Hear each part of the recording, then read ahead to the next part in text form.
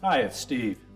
Today we'd like to show you how to change the motor drive pulley on your dryer, and it's a really easy job. All we're going to need is a No. 2 Phillips screwdriver, a small flat blade screwdriver, a 5/16 nut driver, a 7/16 wrench, and an adjustable wrench or a 1-inch socket with a ratchet. Let me show you how we do it. Now before we begin this repair, the first thing we'll need to do is to disconnect power to the dryer. So simply unplug it, or if it's a hardwired dryer, locate the electrical panel, remove the appropriate fuses, or turn off the appropriate breaker. Now next, we'll need to lift up the main top, so we'll begin by removing the 2 Phillips screws that secure the top to the lint filter housing.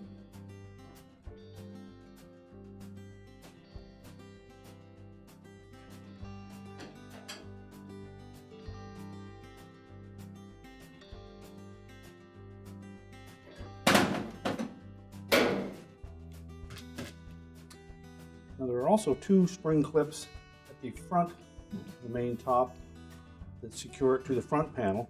Then normally you can just pull that forward and lift up to release them. If not, take a putty knife and slide it in there to depress the spring. We'll tilt our top up, and then we'll need to support that against a solid surface. Now with the front panel removed, we next need to remove the belt and the drum. So we'll reach in on the right hand side, locate the idler pulley bracket. We'll just lift up on that bracket as we rotate the belt off of the motor pulley.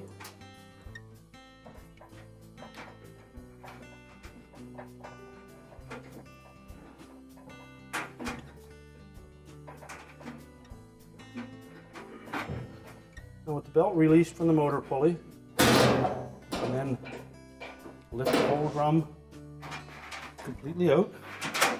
Just support it with the belt. Lift up on it to clear the rear drum rollers, and then pull it through the front of the cabin. And then set that aside. Now with the drum and the belt out of the way, and next lift the idler out, set that aside, and locate the flat side of that motor shaft. Slide the 7/16 wrench on it, and then using an adjustable, we'll remove the pulley. We'll need to give that a little bump to get it started.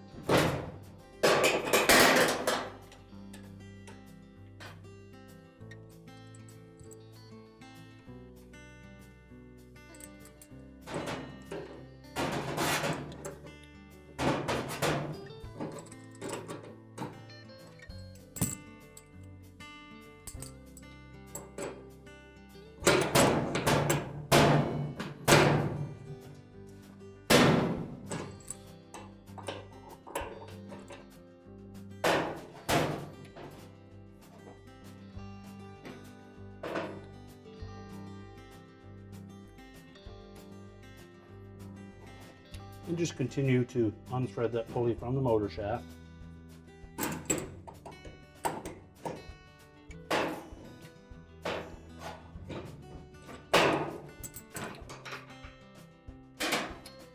And then inspect those threads and make sure they're nice and clean.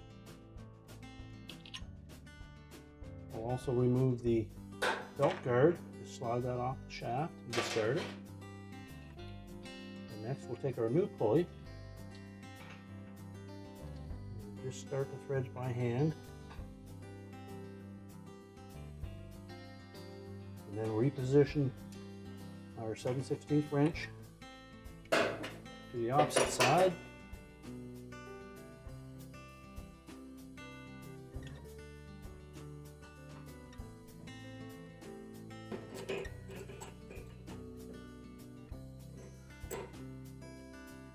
And then carefully tighten that pulley onto the motor shaft.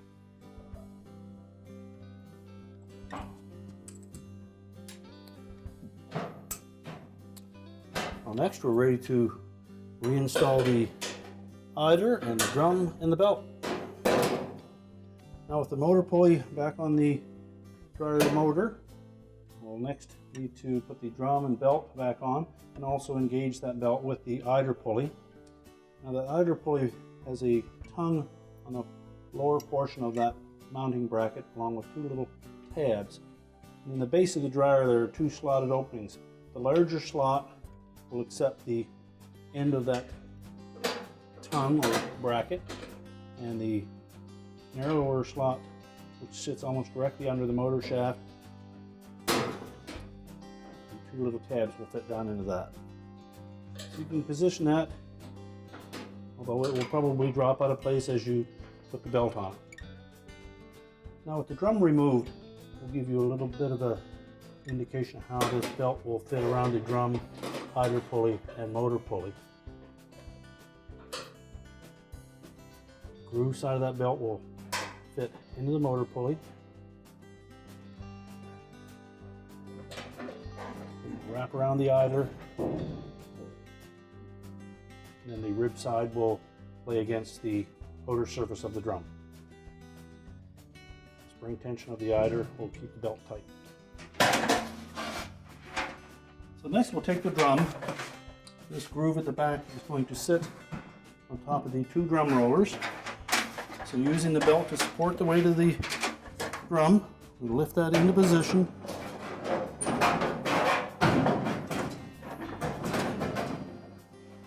And fit it onto those rear rollers.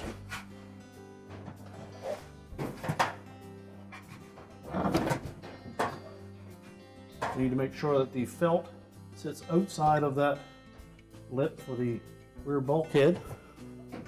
And you can view that from inside the drum. And once we have that lined up, we'll next position the belt on the drum. And then we're going to reach in. We're going to pull that belt through from the left side below the idler wheel and wrap it around the motor pulley. So first of all, make sure that our idler bracket is sitting in the proper slots in the base. With the belt rolling across the top of the idler pulley. I'm just going to tuck that loop in underneath, and while lifting up on that bracket to release the tension.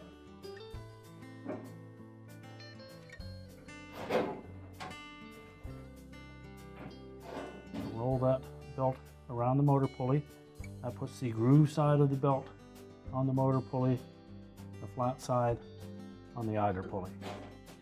Now with the belt properly positioned on the motor and idler pulley, should then be able to rotate that drum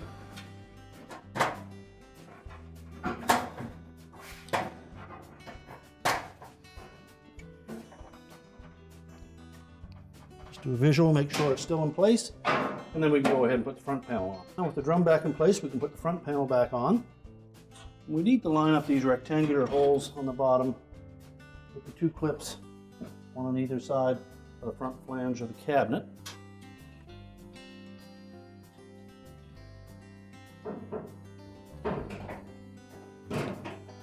And while doing that, you'll need to lift up on that drum and support it. And then make sure that the opening in the drum fits over the front felt.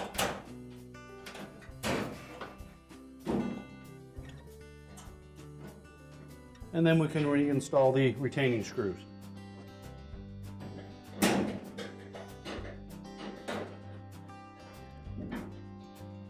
And tighten both of those screws securely.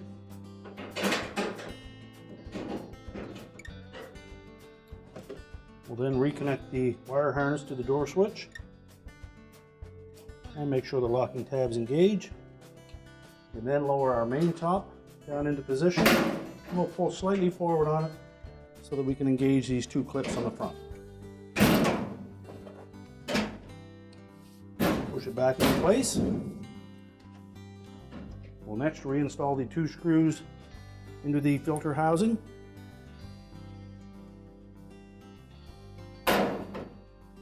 We're now ready to reconnect the power, and our repair is complete.